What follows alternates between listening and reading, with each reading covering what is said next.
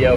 But so that is what it looks like from the inside camera on how the bale ejects from the back of the picker to the handler. And as you can see, it is riding there on the handler until I press this button, which lowers it to the ground, dumping it off. But I'm gonna wait till I get up there to the end to dump it off.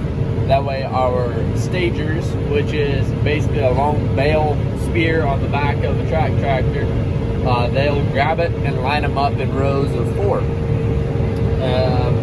We try to get them on the ends to make less compaction with another tractor driving all the way across the field and back. Just makes it easier on everybody.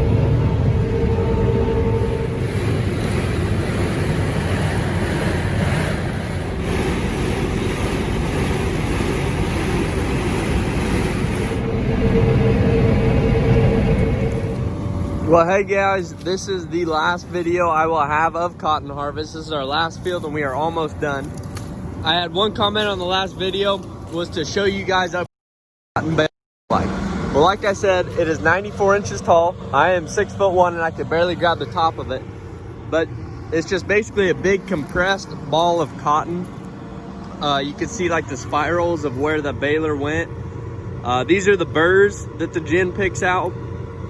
And I'll see if I can find a seed. Right here is a seed. It's covered in lint, but inside of here is a seed.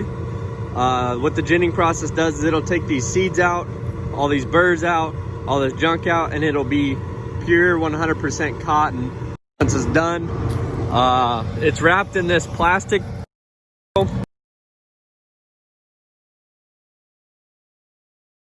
Your duty.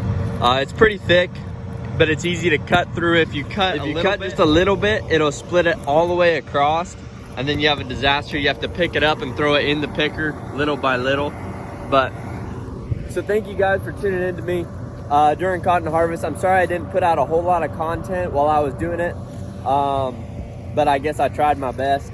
I can't really do a whole lot while I'm just running all day long, constantly doing the same thing. But today is my last day picking. And then I'll be back home in Colorado, and I guess we will see you guys there. Thank you.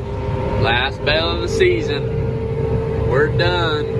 Everyone else is finishing their last. I made my full 94, kicking it out, wrapping it now, heading to the end. We're about to break down into transport mode and head on home.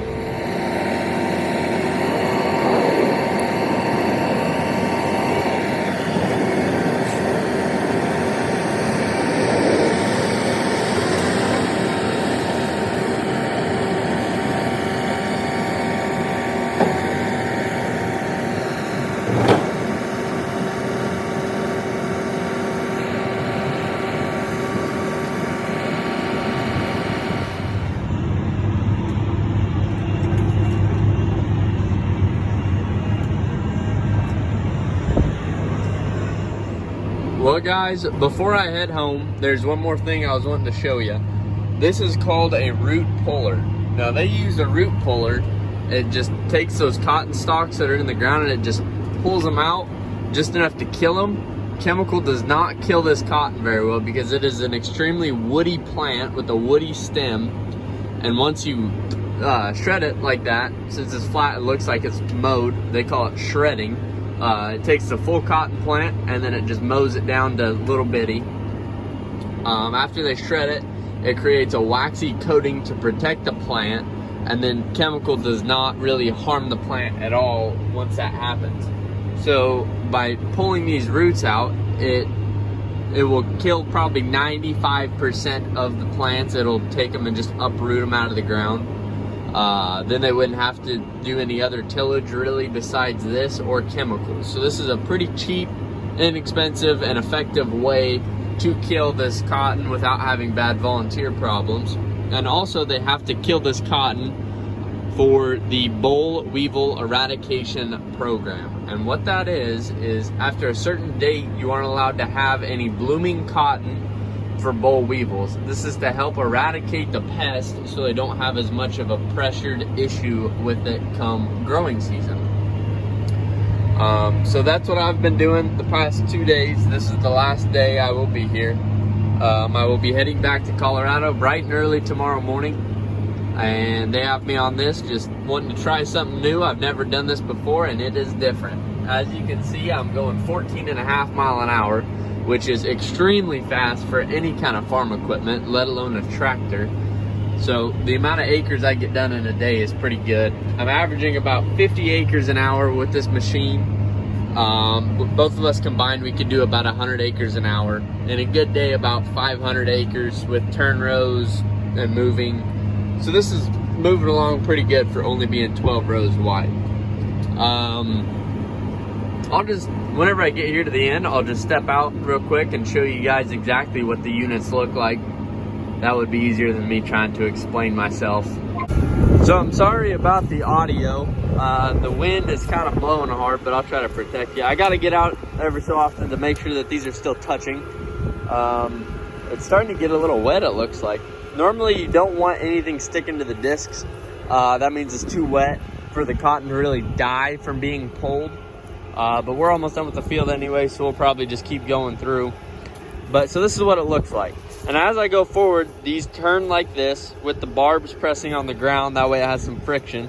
And it takes this cotton plant right here and it just pulls it out of the ground. It'll come through these discs. I don't know if I can get in there very well, but so it comes through those discs just like this. And as those discs turn, it takes that cotton and it just pulls it right up and out of the ground and throws it behind me, as you saw from the dirt clouds. It's a pretty simple machine, highly effective. That is an issue. Sheared off a bolt. Well, I'm glad I got out and checked. That's why you check your equipment very often, because you never know when something like this is gonna happen. So that's basically what the root puller looks like. Not very complicated, pretty simple, does a very good job. So I think that is all for this Texas video, and I will see you guys in Colorado.